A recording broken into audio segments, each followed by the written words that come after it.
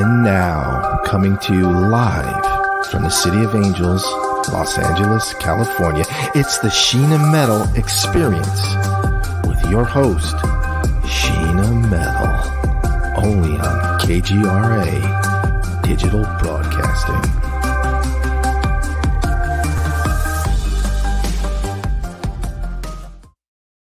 Hi, and welcome to the Sheena Metal Experience on KGRA Digital Broadcasting Network. I'm your host, Sheena Metal. I'm a psychic medium. I'm an interfaith minister. I'm an energetic healer. I'm a 29-year talk radio host in Los Angeles and beyond. I am a creative and a performing artist. I'm also a paranormal survivor, and I come to you live from my home in Southern California every Friday at 3 o'clock Pacific time. This show is about spirituality. It's about creativity. It's about humanity. It's about passion. It's about service. It's about becoming and then maintaining being your best you in this big, beautiful world. And most importantly, inspiring others to do the same. And it may be my show every week. It is the Sheena Metal Experience after all, but it is absolutely and undoubtedly always your experience. My guest today on the show, what a treat. My best friend since I was 14 years old. So she knows where all the bodies are buried and where all the skeletons are in the closet. She has all the stories. She is also a wonderfully talented psychic medium and energy worker and empath and intuitive.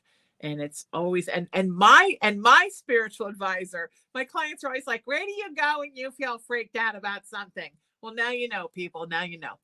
Please welcome to the show. The wonderful Weiss is here. How are you, my friend? I'm good. How are you? I'm good. It's good to have you here. I'm floating in space. Yeah, it's good to be here. I know. I'm like, I want a background like that because isn't that awesome? Not so great. I love it, and it's so great because it's real. People are like, why don't you get a chroma key? I'm like, no, I just hung purple drapes all along the back of my wall and over my closet. Now I think every closet should be covered with beautiful drapes. Yeah, we took out of our other two rooms, we actually took the doors off and just put curtains over them because the closets are too small with the doors on. You can't get to things. So yeah. I like drapes better. That right there, that drape, that's the bathroom. So you have drapes everywhere. I do. I love it. But I should have turned that lamp on now that I think of it because it's really cool. It's like fish floats with the net on. I love them so much because I got them also for the window in here. And it makes the room so beautiful. So here's a funny story. So LA is a Leo, and she is the mother of my niece. But my nephew, whose mother is my other best friend, Kelly, he is also a Leo. And so Leos always know, right? So one of the things that my Leo nephew, Daryl, does is he likes to watch me on YouTube and then tell me things that could make things more fabulous. So when I first started doing these videos and I was still using a white wall in the background or just sitting on my girlfriend's bed or whatever I was doing, my bed originally, he said, you know, it would look great. A backdrop. You should just hang a curtain behind you. It would be wonderful. So he literally went on Amazon and he found these curtains. He was like, you have to have these. They need to be velvet, purple with the stars and moons. It'll match your graphics. And boy, was he right. And then it blends in with all the backdrops and it's so beautiful. So he helps me a lot with stuff like that. And he's very into like color schemes, which is interesting. When he went last time, he lives in London now with his wife, and when he came back the last time, we were doing the assessment of my YouTube that we do every time, and he was like, oh, they stand out because all the purples match. Everyone knows it's your videos because of the purples. These are things I don't even think about, but that's why you have Leos. It just magically happen. Right. You have Leos in your life to tell you how people will be drawn to something that's aesthetically pleasing. Yeah, so, when I had done some videos before or like been in Zoom classes and things, I normally face a different way. And so this wall is behind me and I would hang I have some like beach sarong things, that have, one is all like blue, yellow, and orange, and it has a sun, and I have one with dolphins on it. And, I used them back in the day when I was doing little festivals and doing readings and things like that. I would use them for tablecloths. They're very versatile. Backdrops, beach cover-ups, table coverings, whatever. Anything. But today anything I was like, I don't don't have good lighting with the time change, so I'm using natural light. Should have opened another curtain, but it is what it is. But you have that Leo thing too, where your hair is always a spectacle decoration, and you always have the things that make you look beautiful, and you always match, and you have that kind of thing. So Daryl, as you know, is a historic reenactor, and he always looks like he just fell out of 1890. So when he and his wife go around and sightsee in London, he always has the perfect suit and the watch with the fob. And I admire my Leos. And then, of course, my other best Leo friend, my psychologist friend, is now the very famous drag performer, Jacket Knightley. So, and of course, the most beautiful girl in the world. So there's something about Leos, right? Y'all know how to put it together and present. My hair's been lacking for a while. I almost cut it off today. But I'll get back to it. It's awesome. It's such a mess. It's interesting. I'm just gonna put a hat on. I can't do anything with this hair. And I never thought about all the Virgo I have, because you were talking earlier about all your Virgo and how it gives you your anxiety. I wonder if that's where all my anxiety comes from too, is that Virgo rising, that I'm always thinking about, like, but what if, and it's not naturally in my personality to be that way. But I do have that chord to me. And I think a lot of that too is being an empath. And I'm sure you can relate to this, that so many of my clients that are empaths are not only having, right, LA, they're not only having emotional things like anxiety and depression, but lots of physiological things. So many of them have chronic migraines, IBS, or other, gastrointestinal problems, autoimmune illnesses. These seem to be the things that heartbeat problems with irregular heartbeat, which I have sometimes. All these things that seem to really hit empaths. It seems like a lot of folks who are empathic have the same group of physiological problems. I mean, have you noticed that throughout your life too, that other empaths you've met and you? Well, yeah, for sure, me. And yeah, a lot of people, just that I'm friends with, post about it. I have one friend in particular who has just been, and she's like one of the most amazing, like, spiritual teachers. She does everything online. I've known her for like 20 years, and she's just amazing. She does this awesome thing called sleepy bedtime stories or something. She has this whole thing on, I think you can get it on Audible or whatever. And she literally like just reads books. She calls them her boring bedtime stories, and she'll just read books. And sometimes she'll talk about spiritual things, but they're amazing. They just knock you right out. She goes, I know nobody's listening because if it's working, but she's so amazing. And she's having such a hard time right now. I mean, if anybody knows how to manage her own energy and stuff, she's been posting so much about how, she's just really knocked out right now by the energy. She also, has ties to Israel and stuff. So that stuff is very much affecting her. But for me, it's mostly always been injuries. I get literally off balance. And of course, it's worse now that, that my feet are an issue because I have neuropathy. But like today, I was walking into the kitchen and I slammed my ribs into the corner of the bar that's behind the kitchen sink. And I was like, ow, and my husband's like, what'd you do? I said, that's new. I've never done that before. And he's like, what? I just completely clocked my ribs on the bar. And he's like, it's just weird stuff like that. I'm literally physically off balance. And then I did wake up 2 days ago, I think it was, with a raging migraine. Right. You've had those your whole life on and off, right? The migraines? I've had them, ever since, I've always had headaches, but ever since I was in the, for you, infamous car accident, I have had migraines. Coming to get you, Barbara. Your way to get me. And then your whole life changed forever. That's what you get for coming to pick me up. Exactly. So, yeah. So I always had migraines since then. We found out the source of most of them were actually my neck. That was 1982. We didn't find this out until about 2008. So from 82 to 2008, I was just, wanting to saw my head off every 20 minutes. But so I know when those migraines happen, when it is my neck problem. But the one I had 2 days ago wasn't. And so I do still get them. And I don't always know what the source is, except just energetically, things are crazy. I think with most people, it's just exhaustion. But I do have a lot of friends who have like lupus and fibromyalgia and that kind of stuff, the autoimmune stuff.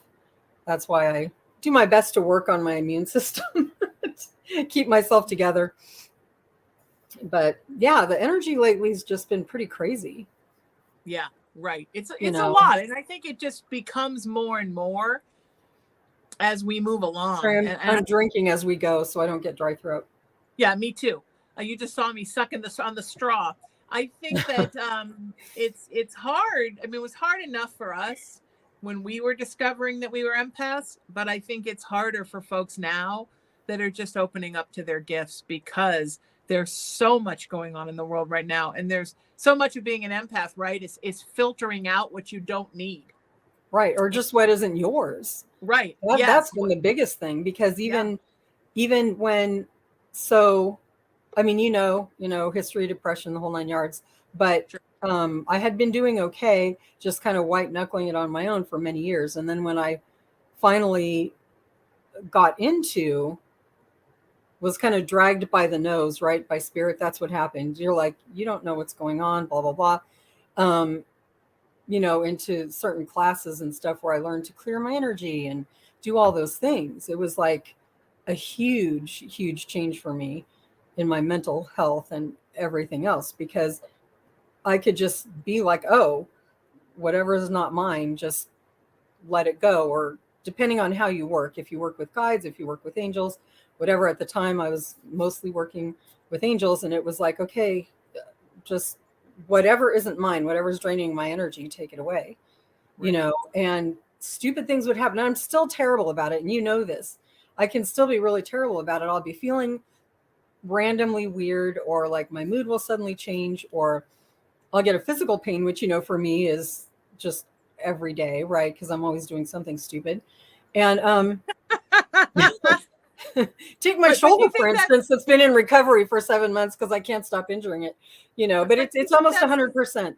But do you think, really quick to cut in, do you think that's the exact same thing, that because you are a person who takes messages in, sometimes things are coming in and you're not quite in your body, and that's how you wind up getting in accidents? Because I notice for me, when I do things like drop my keys or trip over something, it's because my brain is in the spiritual world channeling something, and I'm not fully into my body. Yeah. Because you realize after the fact, oh wait, I wasn't even like, I was thinking about this, it's like, exactly. Yeah. And so, but it's crazy. I mean, I know that a lot of people who are just realizing that they're empaths and things like that, it's super important, because we were, and when did we go to Glastonbury? 2005, I think it was. And we were on a ship going to England. And these kind of bigger transatlantic, crossings or trans-Pacific crossings or anything that happen not, in the off season, it's mostly really old people on the ship. You hardly see any kids. You hardly see, because they're in school. And so we were on an elevator, say we got on at the second floor and we're going up, and a couple floors later, this elderly couple gets on, and they get off at like the next floor, and then we go all the way to the top, and I go to walk, and I have this really bad pain in my hip, and I'm like limping out of the elevator, and I was like, what the heck? My hip was fine 5 minutes ago.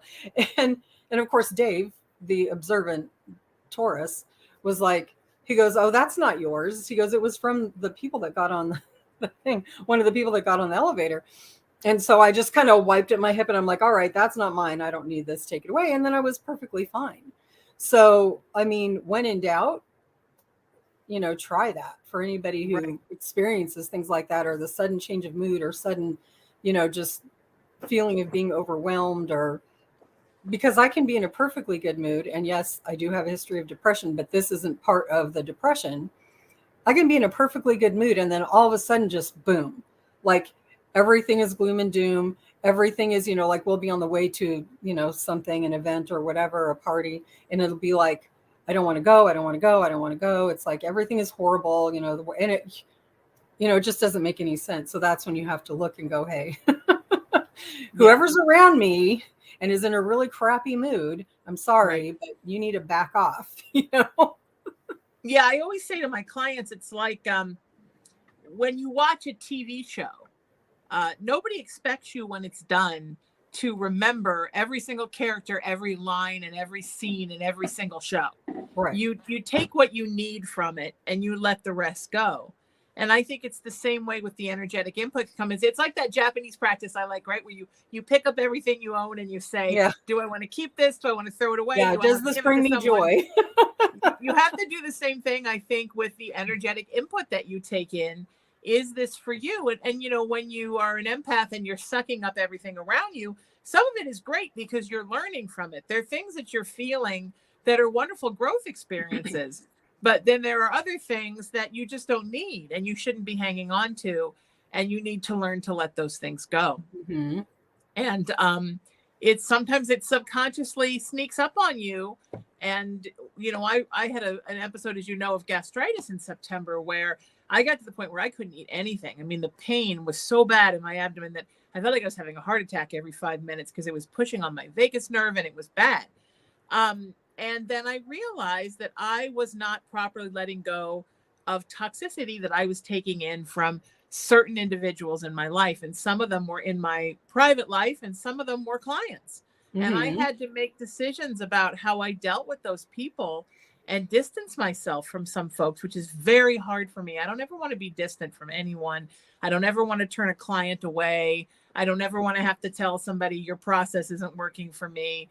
But at the same time, it was so much that it was physically making me feel not well. And, one person in particular left my life and luckily has not returned. And just having that distance there really helped because I take everything in through my solar plexus. That's where all my energetic messages come in. So when I'm taking in too much, it's my gut that acts up. I've never had a migraine. Some people get the crown chakra migraines and some get the third eye chakra migraines, but I definitely have, and I've never had a lot of throat problems, but I definitely that I have everything. Even today, my voice is really rough. I'm like, but right. I do get that a lot. Allergies aren't helping, but oh God, in the Santa Ana winds right now, right? I didn't think I was going to get my hair calmed down enough to get it on the air because it was that's why I couldn't do anything. And stuck in my face. I look like the girl from The Ring. I'm like, no, that's why I braided it because I'm like, it's just like exactly. I'm like, no, I'm putting you under control. I am not dealing with this today. LA and I both have very fine Irish baby hair, and it's like it literally was covering my face. I was cousin its sister. I'm like, I got to do something. Well, thank God for hairspray. But I mean, I even find when we're in the Santa Ana wind cycles in Southern California that the energetic energy that comes in through the wind sometimes affects me because the wind carries energy with it. The wind carries energy, rain carries energy that's accumulated in clouds.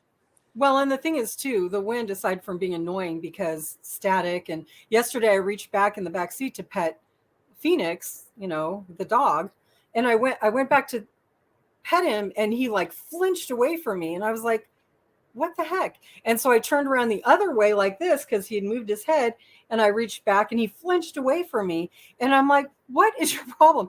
And then Kira the child went to, as I always call her in public, went to touch him. And she goes, she said, you were shocking him when you touched him. That's why he was flinching. She goes, because I just shocked him. And so aside from that and the hair problems, the wind just like stirs up positive ions in the atmosphere, which for mood and everything is actually negative. And that's why the rain and stuff is so soothing, because all water in general is full of negative ions, which is very calming and supportive of our systems. So yeah, wind drives me nuts. And then it brings allergies and all that other fun stuff. But yeah, this weather, as much as I love fall. I know, me too, my favorite. I know that you and Dave worked for many years doing paranormal investigations and going in and doing house cleanings. So as you know, I live on an Indian burial ground. It's not a surprise. And I tell everybody. And one of my concerns with moving back to this house was that I was going to constantly be a haunted, energetic, poop show. And so I don't know where I got the idea I guess I had a salt lamp from when I was staying at my girlfriend's, and it's big. It's maybe like a 2.5 foot salt lamp.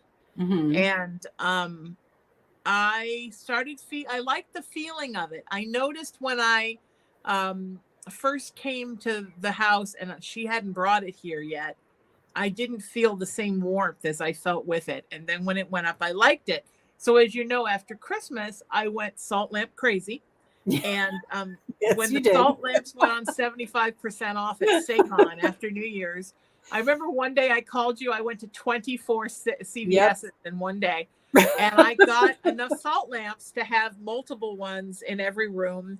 And even the rooms I haven't remodeled yet will have them. Although I now have so many in every room, I might have to get more this New Year's. So keep the phone lines clear because I may call again.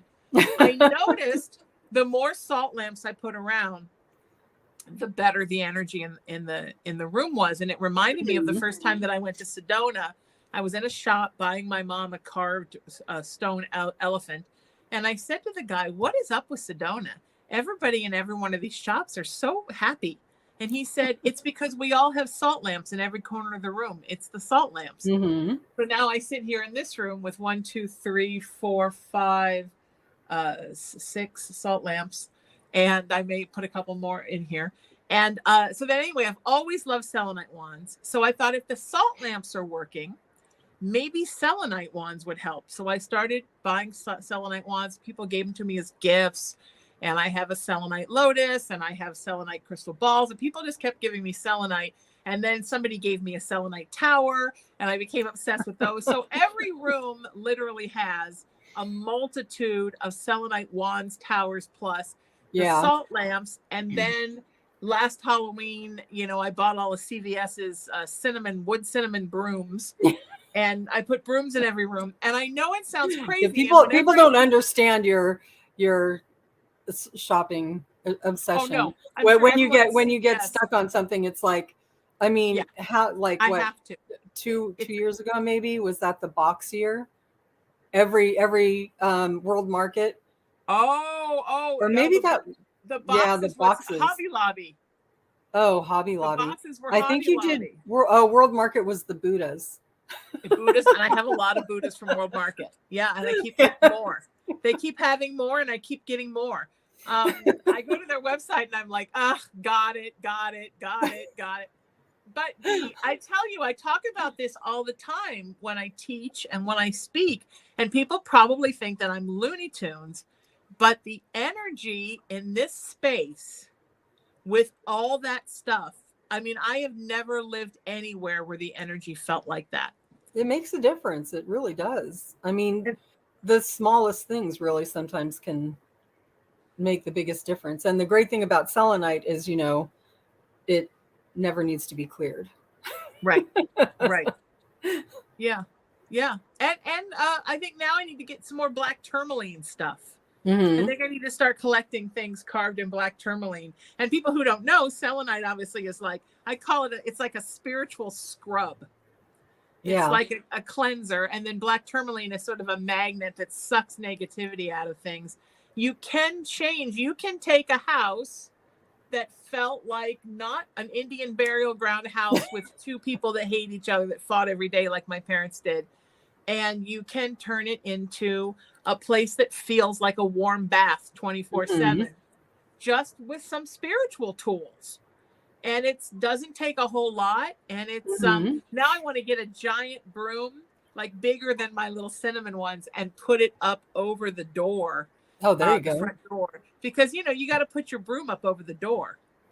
I don't know. I think it's so important for us as spiritual people and as people with gifts that our home space is something that feels good to us. Now, everybody's is different. Everybody's doesn't have to be full of selenite. Oh yeah, no. It can be full of framed Disney cells, or it can be full of tikis, or it can be full of. This is like your house. I'm like, who are you talking about? Or it can be full of signed baseballs in little glass cases. Yeah. Whatever it is, it's your because thing. It's whatever makes you happy. But it has to be what makes you happy and what is your thing. Because you do have to protect yourself from negative energy that can come in the house. And if anything negative comes in the house, it never comes back. Case in point, I had some folks come to clean the house.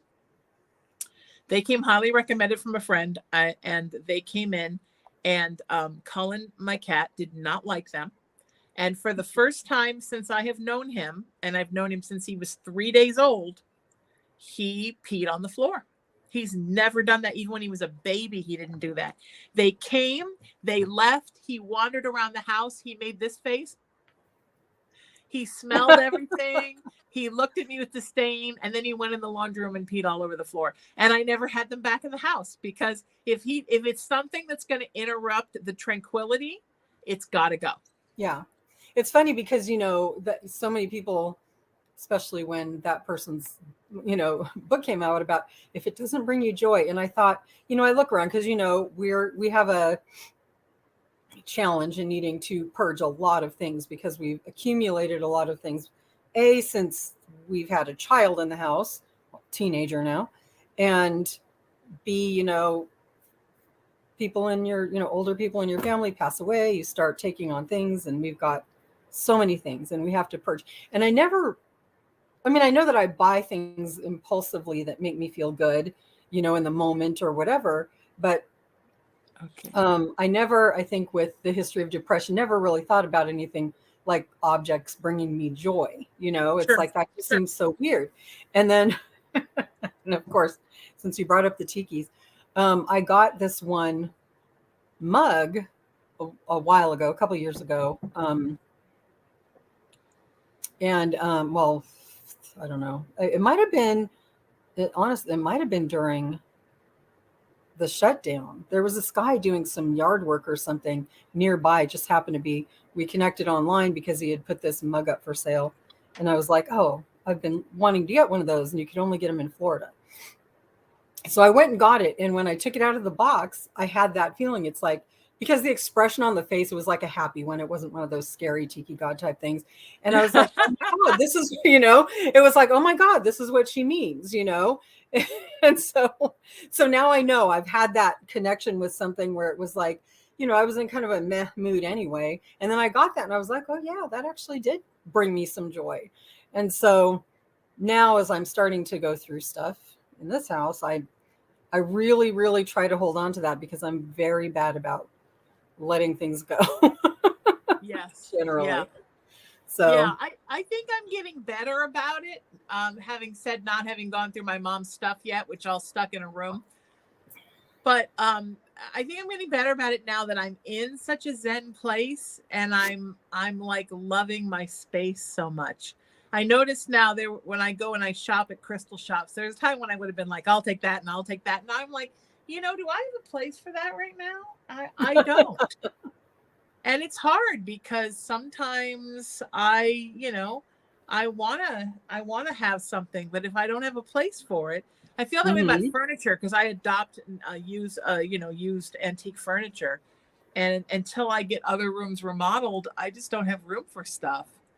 And I have to remember, oh yeah, I don't have any room for that, so I can't have that right now. But it's a shame because there's some things that are so beautiful, and I want them so badly that I have to I have to use discretion. I'm not good at that. I'm better at going me for either. CVS's and getting as many $5 salt lamps as I can get. But those I can stack up in a closet until they're ready. They're not like big, beautiful pieces of furniture. I'm going through that right now because I've always wanted a Chinese apothecary chest. Oh yeah. And I found this Korean dresser on one of the places that it has the gold inlay and it's just gorgeous. But I'm like, where am I I don't have anywhere to put it. So there's some furniture I'd like to get rid of and put it in its place. So I have to figure out where it would fit and what that looks like and how I would do that. And so that I'm currently exploring that option right now. Well, that's the great thing about when you do find the things that you really like and you start to fill your space up with them, the other stuff that you've been putting off starts to feel more like a burden than it does, like sentimental, because we're both really sentimental, it's like more than, it's like the burden of having the stuff that you have a sentimental attachment to, but it doesn't necessarily bring you joy, starts to, it like makes it easier to push it out because you do have things to replace it with. Yes. Because I was thinking about some of the things recently, like things that I know we have in storage, in a storage facility at my mom's house, in our garage, storage all over Orange County. And, it's just, I think about some of the things and I'm like, okay, I can think of a use for this, but some of these other things, not so much. Those might need new homes, so it does get easier because I start thinking about, well, I actually follow a page on Facebook about maximalist design. Everyone's all about minimalism, but if you have a lot of things that you love, like a lot of pictures that you need framed or, a tiki mug collection or whatever, I started thinking, what's the best way to display this? And I started looking at this page to see what people do who have a lot of stuff, but also have livable homes, and their design ideas. And I'm like, so now I'm getting all these ideas and I'm thinking, okay, I know I have room for this much stuff here. I know I have room for this much stuff there, but it's a process, especially if, you've had any kind of, bringing it back to the spiritual thing, but if you've had any kind of, trauma or losses, like significant losses and things like that, people watch the show Hoarders and it's like, oh my God, how do they get like this? Well, trauma, trauma's how it happens. And, I've had a few in the last several years, and just physically it's made it harder. Emotionally, it's made it harder. And so, you look at everything and what needs to be done. And, you really have to acknowledge why you're having such a hard time, letting go of things. And it's just like what we were talking about with energy that isn't yours. There's a lot of, if you think about, especially like how you acquired a lot of the things, actual physical things, a lot of it is because you've been kind of unconscious, if you've been in trauma. And so it's just like, oh, this, or people give you things or, and you don't really think about it. And the next thing you look around and you're like, where'd all this stuff come from? It's like one day you wake up and then you're like, well, now what? How do I do it? So you have to think of it as just like energy that isn't yours. It's like, it's not supporting me. It's not helping me. So, it needs to go. Yeah. Yeah. It's true. It's true. And it's so hard because a lot of it is stuff that you loved and it's hard to know what, but it's just important that I haven't lived in an organized space like this since the Northridge earthquake. So when I moved when I bought my house in 1991, it was exactly what I wanted. Like, I think this, when I was picking out furniture, I picked out the house And while I was waiting to find out if I could get finance, because I was 23 years old, I went through and I measured every single room, and I didn't have any furniture except for my bedroom set because I lived at home. Mm-hmm. I measured out every single room and I bought furniture to fit. And I literally made floor plans for every room where everything was going to go. And I started buying things. And then at that time I was buying like IKEA furniture that you had to assemble and having it shipped to my mom's house. And it was all stacked up behind the couch, lamps, like everything. And then I had a mover come and pick up my heavy Ethan Allen bedroom set and that heavy stuff and the curio cabinet I had bought and and we took it out and everything was ready to go.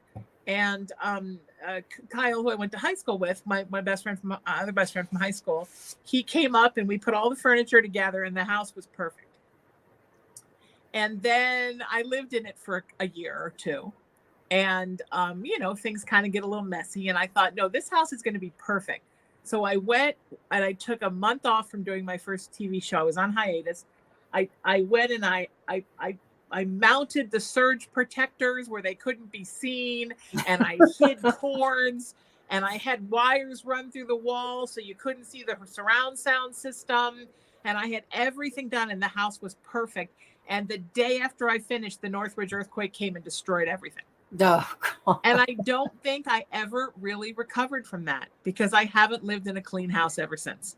Well, and the thing is with that, the same thing too. It's like a trauma, right? And then you're like, well, what's the point?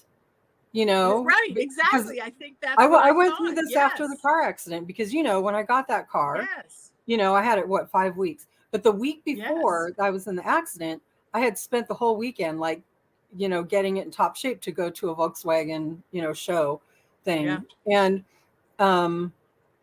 And then the next week it was totaled. And I'm like, why freaking bother?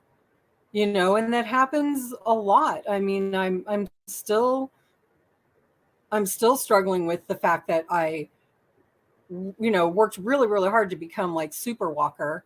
Right. And then I finally hit my goal of doing a 5K. I can't run because of all my past injuries, but walking. And I did, power walked 5K in like 45 minutes or something like that. And I was like, yay. And then I signed up for the next one, the Run Disney ones. And then, oh, just kidding. You have cancer. And then going through the treatment and everything made it so I can't walk. I mean, I can walk, but not like that. I can walk around a little bit, but if I have to do a lot of walking, I have to be in a scooter. And I'm like, it makes it hard to, keep moving forward. It's like, well, if everything that I attempt is just going to be, even in high school, I wasn't a great student. And I finally figured out what I was going to do. And I was actually looking forward to graduating, not just because I was going to finally get out of school, but just because I had a plan. And then I was in the car accident and then I couldn't go to college for 2 years, and it's like, why do I make plans? I just, right. And so, so I can see where you went to all that trouble to so meticulously put the house together. And then that happens. And then even if you didn't consciously think it, there's a part of you that was probably like, screw it. I'm like, why did I spend an hour crawling behind a wall unit, hiding all these cords, just to have the entire wall unit fly across the room and smash everything I own? Like, exactly. What was the purpose? Because when all that stuff that I did, LA, the one thing that I didn't do was I didn't secure all the furniture to the wall. So now all my furniture is secured to the wall. And it started because when I first started adopting curio cabinets, these antique cabinets, Cullen would jump on top of them and do this, and they'd be like, and I'm like, uh-oh. So I had everything secured to the wall, but then when I remodel, they're going to have to all be redone, but I don't care.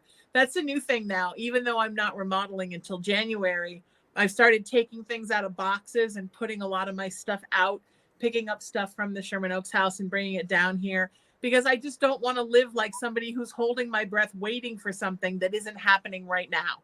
Yeah. I want to enjoy right now. And when the time comes that the remodel comes, well, then I'll get some folks and me, and we'll pack everything up. And is it going to be extra work? Sure. but I'm like living right now, and I want to live like I'm living, because for so Right. many years I was always waiting for something, right? Waiting to get the syndication deal, waiting to get the TV show, waiting until this happened, waiting until that happened. And meanwhile, my life was ticking by, waiting to get out of this toxic relationship or that toxic relationship. And the whole while my life was ticking by and I wasn't really living it. And now I'm here with the cat, and we're like really living our lives every day. Yeah. And is it in a house with, like, you know, orange shag carpets from 1974? Well, yes, but There's still nothing living wrong our with lives orange every shag day. carpet. I had orange shag carpet when I guess we got it in 1974, probably. Well, no, I was going into second grade, so I was like, I can't do math. No, about 72, 73, something like that. Yeah. We moved here in I 80. loved it. It was bright orange. I'm moving back to orange now, you know. I'm all into orange again. Well, come on over. You can have all the tiles in the foyer and around the pool. This whole house was orange. And for some reason, my parents, they had the inside painted when I was in college, and the outside, they never redid the carpets. Because they never could agree on a color, because my mom wanted a dark raspberry and my father always wanted brown, and she wouldn't do brown and he wouldn't let her do raspberry. So they just never did the carpet. Orange. Stayed with orange. Exactly. And I just wanted to get rid of carpet altogether. I'll have to tell you, it does feel really good on your feet. And I really want to go to hardwood, because I understand carpet is nasty, but there is something nice about having it under your feet. I will miss that. I'll have to get a lot of really groovy rugs and then hope that the cat doesn't think the rugs are toys. But yeah, I'm sick of living like I'm waiting for my life to happen. And I'm 56 years old. How much longer am I going to wait for my life to happen? But it took really getting out of the house where the earthquake happened to look at it. And one day I called you and I'm like, I think I've been low-key depressed for like 30 years, like since the car accident and then the earthquake. I think I've been low-key depressed this whole time. Yeah. So yeah, I mean, it's, you know, since, you know, I haven't, I mean, you know, I suppose at some point we could do a whole thing just on mental health, but yeah, I think we kind of are. Yeah, we kind of are, but yeah, but I mean, really getting into it, but you know, it's like, you know, it wasn't until the end of 2020 when, you know, I went and actually got my brain scanned and did all this stuff, right, to try to tackle what had become for the second or third time in my life, really, really bad depression. And, you know, they do all this stuff. They do these brain scans, they do assessments, all these things. And then, you know, you get all the results. And the two things that the psychiatrist said to me was, as you know, please stop hitting your head or getting whiplash, which I, of course, fell on my face literally and got whiplash just at the beginning of September, and you know, damaged my brain and my shoulder and just about everything else on my body. But the other thing she said to me, and I haven't done it yet because there was a financial thing, but I'm going to, is get EMDR, because that's how you release trauma. She goes, do you even realize how much trauma your body has to be holding? Because you go through your whole history with them, you know? Yeah. And I'm like, I just always was kind of like, well, you know, you heal to a certain point and you just keep going. But the more I thought about it and the more, you know, I just was like, yeah, you know, it's, you know, and you've had a lot of things happen. And, you know, what? Aside from the accident and everything, I mean, just the toxic relationships alone, you know, and you just kind of, you know, white knuckle through it, and then it's done, and they're like, okay, it's over, and you just go on to the next phase. But you don't realize how much of that you hold on to until you're confronted with something again. You know, you're confronted with something similar, or you're confronted with maybe entering another relationship that could be good, you know, it could be healthy and it could work out to be healthy, but even still, you're just like white knuckling because you just know that something else is going to go wrong, you know? And so, now these days they're understanding, it used to be like PTSD was something that was only connected to people who've been in combat, and now it's like you have to realize that anything that is traumatic for you, and what's traumatic to one person might not be to another, but something that's traumatic for you in the moment, your brain just kind of stops and holds that incident in time, and if you aren't able to go back in time, I did do this with something that happened to me when I was younger. I went back to many years later, went back to where it happened and just sat in my car. And until I really got like, wow, everything is different. This neighborhood is different, but the same people don't even live in that house. And it's like, wow, time moved on. It was me that hadn't. It was my brain that hadn't moved on. And, you've got to release that sense of stuck in time to understand that, the world went on without you. Why are you still holding on to this, know? Yeah. So I don't know. I find the brain really fascinating anyway, but it's well, and you and I talked about this a few months ago, and I've just started really talking about this, that the first time that I was really in love and it didn't happen, I just sort of stuffed it down. Yeah. I didn't deal with it. I didn't try to pursue it and ask why it didn't happen. I didn't try to work it out. I was so shocked and hurt and embarrassed that somebody that I thought was my soulmate would disappear. So I just stuffed it down, acted like it didn't happen, and went on with my life. And I didn't realize until this summer, that pain, right, had festered under the surface for all these decades. And that pain inside of me that wasn't healed, it continually attracted either broken people who related to pain or vampiric people who sensed a weakness. Right.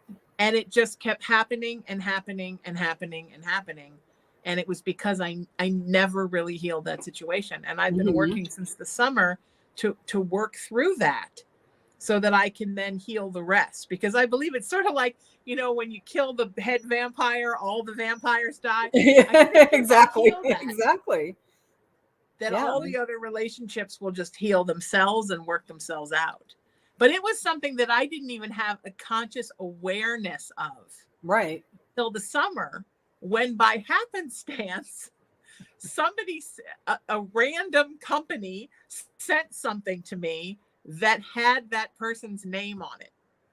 And suddenly at, however many years since it happened, I realized, oh my God, I never healed from this. Yeah. So I was going into every new relationship as a not healed person. Right. And I was either attracting not healed people or people who prey on not healed people. Right. And then it's like, spirit works in mysterious ways, because it was at a time where it was really crucial that you have that awareness, Yes. Yeah. Yes. Because of where you were at the time. It's like, okay, we're going to swoop in and give this to her and see if she catches on, Yes. Yeah. I needed it because I wasn't healing at the time from something. Right. And I needed to go back and really heal. And it's still something and part of the problem with going back to heal is you have to take responsibility for your own stuff too.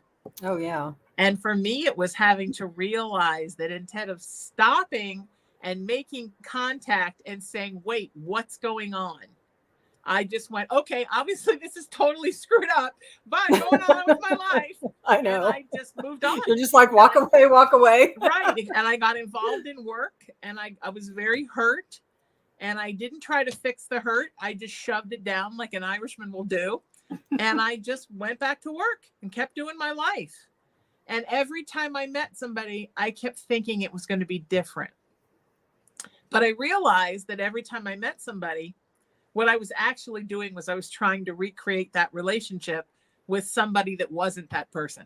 Right. Now, what that means for the future, I don't have any idea, but I'm trying to work it out one step at a time. But definitely, it's, I mean, you know, definitely, I think since you figured that out, sorry, didn't mean, just really quick, but it's made it easier for you to like hold your ground and set boundaries, you know, and you know, which is something, you know, almost all of us need to do, you know. And so that's like a baby step, you know, toward you know, any kind of future relationships or whatever, where, you know, if you see the red flag or anything, or just something makes you uncomfortable, you're more going to be more likely to speak up, you know, and say something, or ask the question or something like that, you know.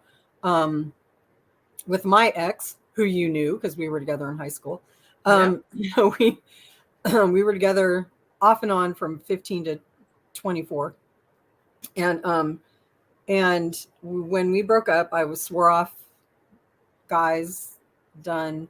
And then 6 weeks later, I met the person who I'm been married to for now 33 years and together with for 35.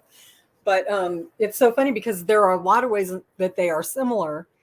And when Dave and I were first dating and stuff, he might say something or whatever, or do something that was very similar to the way the ex said something or did something, and I would feel the trigger, you know, because, you know, I would feel a trigger because of my history with the other person. But I literally had to consciously tell myself, this is not the same person. Take a breath, you know, just don't react. Right. And then once I was past that trigger phase, I could actually say something to Dave. It's like, oh, you know, when you said this, da da da da, you know, and it would be totally harmless because it's a completely different context than, you know, growing up with someone from the time I knew him for a year before we ever got together. So since I was 14, you know, it's like you bring everything from being 14, 15 years old into your relationship all the way through the time you're 24 and it all blows up and you finally break up if you're not growing and maturing because you're building history, right? And so when you get with this new person so soon after a long relationship, you know, you really have to like be hyper vigilant of every single thing that gives you that gut, like, oh, why did he say that? Why did he do that? You know, kind of a thing. Right. And fortunately, I was conscious enough to do that. And, you know, Dave and I have never even had an argument in, you know, 35 years. Not that we've never been annoyed with each other, but we just kind of made a pact. It's like he grew up in a volatile household. I did not grow up in a volatile household. So what we both want is peace above everything else. So if we've been mad at each other for any reason, we just know, you know, it's been a really long time, but it's like separate, just go our separate ways, you know, and then we'll talk about it later when we're not emotional, you know. Fortunately, it's been very few times, but, you know, but I think that for you, with that awareness, because that was so huge, I remember when you told me, it's going to make it a ton easier. I think it already has started getting a ton easier. Yeah, it's made me learn a lot about myself too, that I do that thing where, and that was, my mother was like that Scorpio, she was like that in spades. She used to say it's ruined, you know, when something hurts me on a very deep level, I shut down. Mm-hmm. And maybe when somebody, you know, tells you they love you and then disappears, maybe that's a reason to shut down. Maybe you should shut down, but maybe you should also realize maybe what's going on and try to have a conversation. Yeah. And not do that thing where, you know, that fire sign thing where you initially get very angry and then you shut down. I kind of skip the angry part and shut down if something really gets to me now, because I did quell the anger, you know, a long time ago. But anyway. Yeah. But I still do that thing where I shut down, and I probably, you think I don't shut down enough, But it made me. Yeah. Well, I'm over here like, back that away. realization, literally my solar plexus chakra, my gut literally exploding, right? Made me realize that it's time not only to think about what wounds have to be healed, but also to think about what are energies that I can no longer take into my system, like who's got to go. Yeah. And like I said at the beginning of the show, I hate that story. I never want to let anybody go. But sometimes there's a level of toxicity that's just too much. And if I'm not going to actually physically be away from that person, how can I not allow the energy to seep in and affect me? Right. And I deal with people in crisis. That's my living. People don't really call me when they're happy. They call me when things are miserable and when they're miserable. And for the most part, I'm okay with taking it in and letting it go. But then you have those that are like trying to punish you because they're unhappy. And as an empath, I find one of the empath traits that I have very huge is I feel guilty about everything. So when somebody's making me feel like it's my fault, I feel the guilt. And so I've had to learn now to try to separate what other people's unhappiness from what is actually me doing something to them. And then figuring out whose level of toxicity is just so high that my solar plexus chakra can't take it. And because nothing is ever worth going back to what I was like when my stomach exploded. It was like just terrifying every day. And I never want to live like that. And then plus I also have a best friend who thinks I'm having a heart attack and a stroke every time I look at her cross-eyed. And then that just makes me. That one's not me, for anyone who's I'm not the one who does that. That jars the anxiety to such a level. You know what I mean? Right. So, yeah. And I think COVID, I believe, has changed us all. I think it's changed our immune systems, and I think it's changed us emotionally for physiological reasons. And emotional reasons, but I think it's done. People who have had COVID, I think it's done things to our body. And especially folks who had COVID at the very beginning, that first strain of it. Yeah, when nobody knew what was really going on.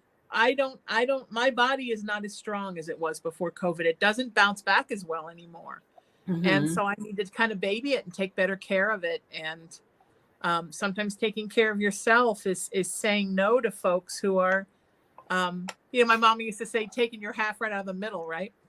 Yeah. Yeah, I am. Well, you know me, I don't, maybe it's a Leo thing where I'm just like, yeah, no. Yeah. No is a complete sentence. Don't ask me to elaborate. I just looked up at the time and realized we are completely out of time and over Oh my gosh.